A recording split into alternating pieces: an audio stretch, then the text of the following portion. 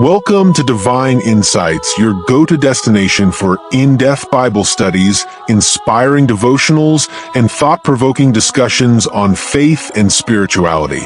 Join us as we delve into the Word of God, exploring its relevance and application to our everyday lives. In the beginning, before time itself, there was only harmony. The heavens, vast and radiant, reflected the perfect unity of all creation. A kingdom of peace, an eternal realm ruled by divine love and order. Within this glorious kingdom, the angels, radiant beings of light, worshipped in unison. Their voices filled the celestial skies, praising the Creator, whose presence bathed everything in life and light. Each angel had a purpose, each note in perfect harmony. Among the multitude stood the Archangels, guardians of divine will, Michael, Gabriel, and others, the strongest and wisest of their kind. They led the host in service, their hearts full of loyalty and their spirits burning with devotion to the Almighty. At the center of it all stood the throne of the Almighty, surrounded by an indescribable brilliance. Seraphim hovered nearby, shielding their eyes from the overwhelming glory of the Most High, the source of all power and majesty. Before his throne, even the greatest of angels bowed in reverence. Among these angelic hosts was one who was more beautiful, more wise, and more radiant than any other. Lucifer, the morning star, the most exalted of all angels.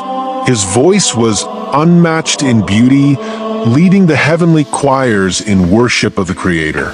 Lucifer stood closest to the throne, gifted with power and authority beyond measure.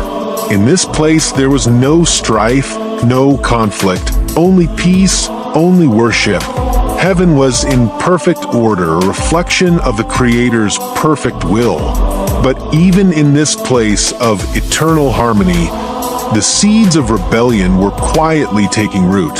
Before his fall, Lucifer was the embodiment of divine beauty and authority, adorned in brilliance.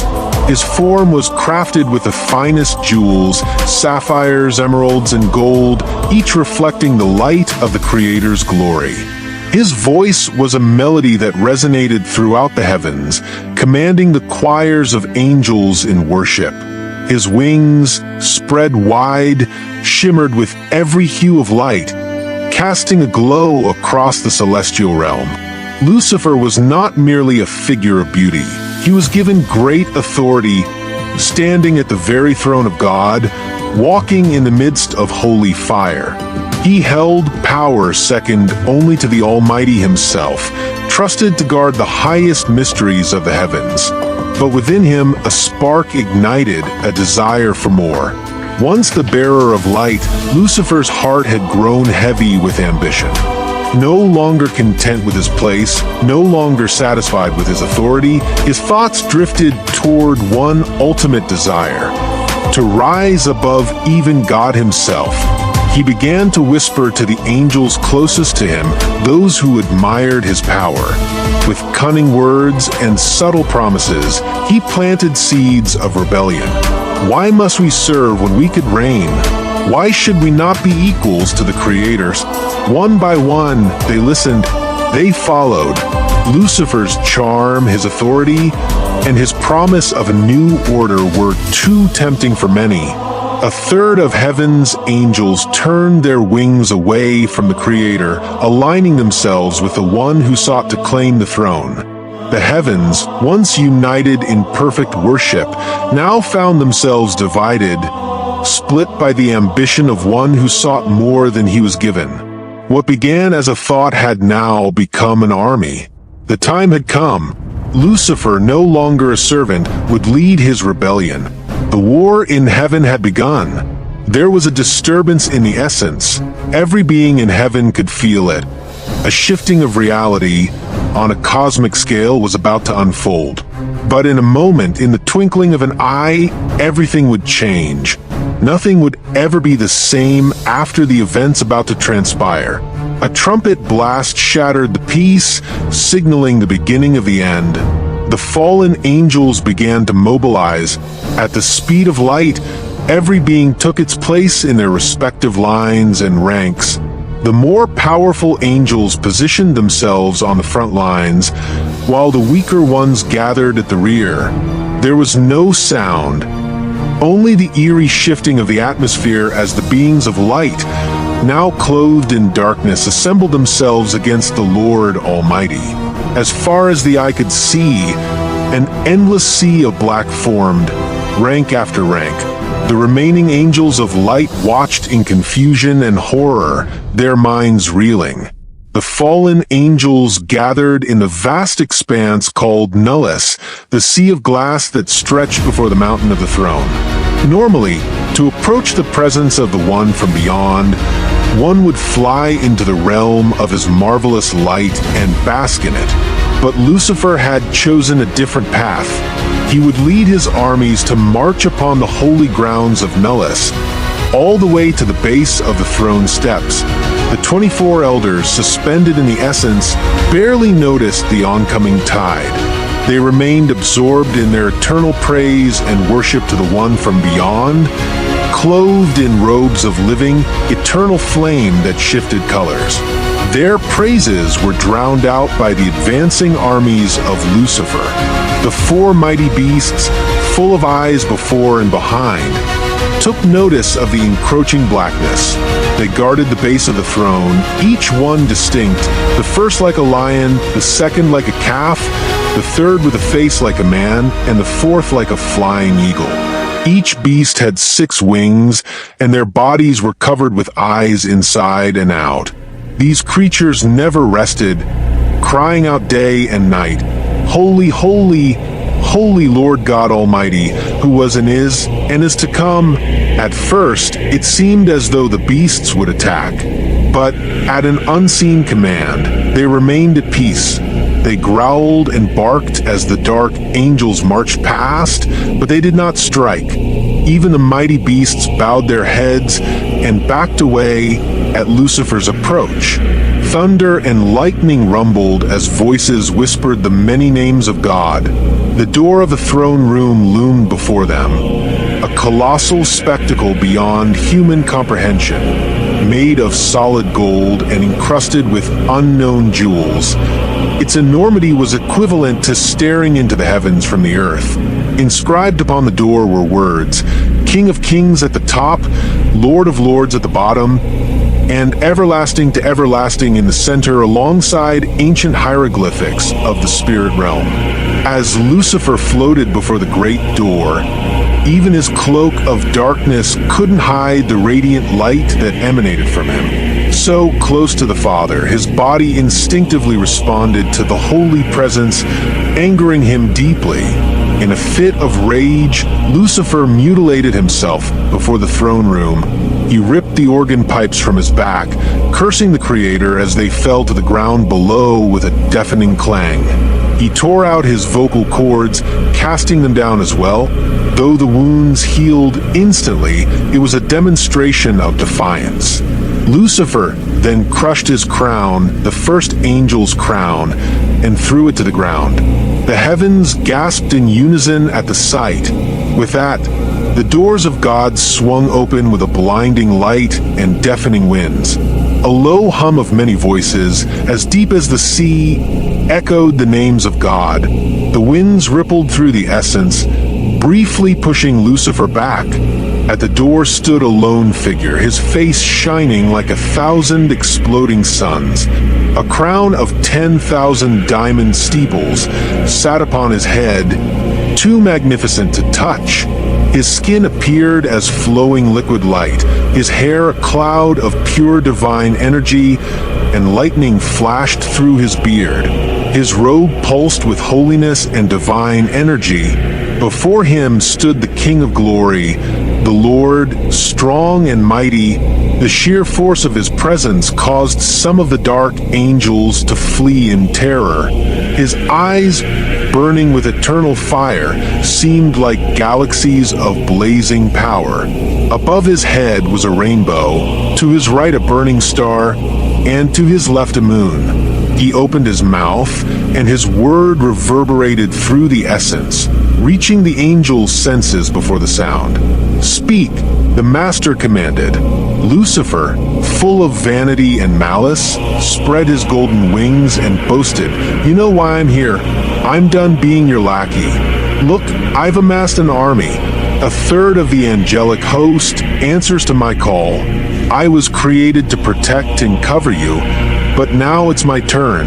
I will sit atop the holy mountain. I will be worshipped. I proclaim myself higher than the Most High." Lucifer's words echoed through the heavens as his army cheered, and the rest of heaven stood in stunned silence. His generals nodded, and the unclean ones primed their troops for Lucifer's command. But then the voice of God rang out like the roar of a billion oceans. "Stand down, O vain spirit, for it was I who created you from nothing. And it is I who can destroy you." The demonic host cursed the Father's holy name, defiant in their rebellion. Lucifer, enraged, began to glow blood red. "It is my beauty and power that surpasses all knowledge. I was your first and your greatest, but now it is my turn to ascend. Bow to me, Father, for I am the true King." Heaven fell silent once more. Then God laughed, a sound that echoed like 1,000 thunders. "Thou art a fool, angel. No evil shall inhabit my kingdom.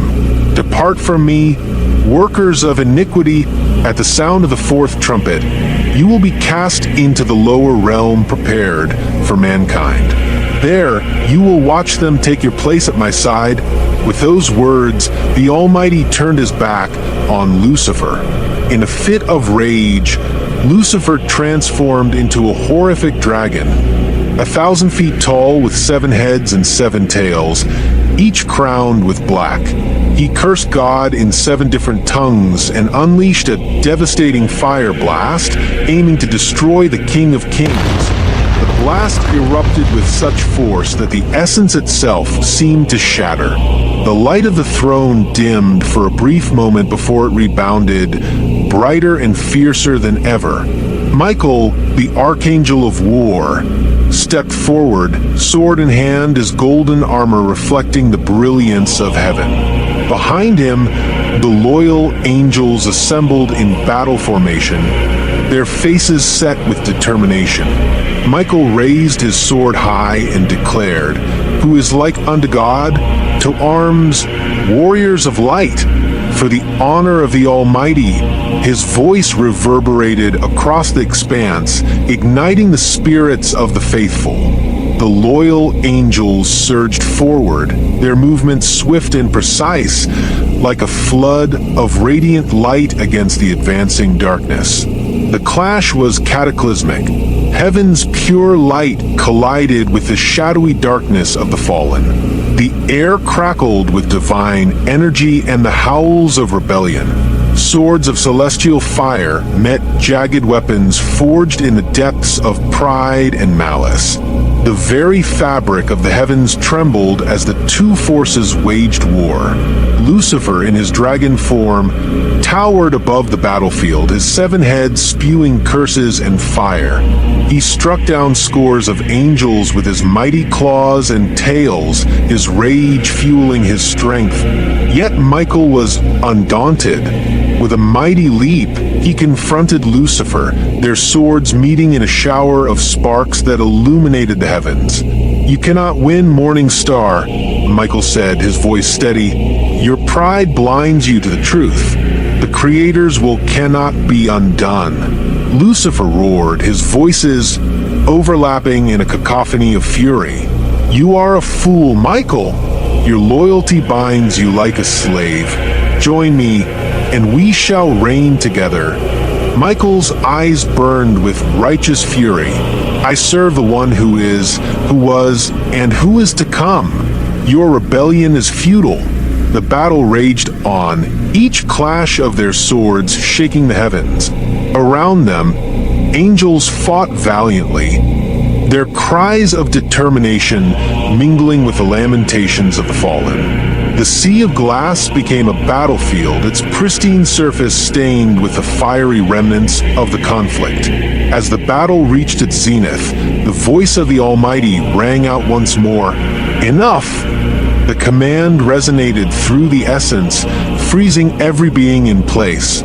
The fallen angels trembled as the full weight of God's authority pressed upon them. With a wave of his hand, the Almighty opened a great chasm below the battlefield. The pit, dark and foreboding, emitted a pull so strong that even the rebellious spirits could not resist.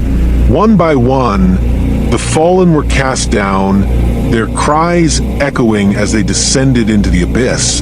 Lucifer fought against the pull, his dragon form thrashing wildly. "This is not the end," he bellowed. "I will return, and I will claim what is mine." Michael stepped forward, his sword raised. "Your place is no longer here, Lucifer. You chose your path. Now face your destiny." With a final strike, Michael's sword cleaved through the air, sending Lucifer plummeting into the pit. The chasm closed with a thunderous roar, sealing the fallen within the lower realms prepared for them. Silence fell over heaven. The loyal angels, though weary, raised their voices in a song of victory and praise. The light of the throne shone brighter than ever, a testament to the unyielding power of the Almighty. The war in heaven was over, but its echoes would reverberate throughout eternity. The scars left behind served as a reminder of the cost of rebellion and the enduring strength of divine love and order.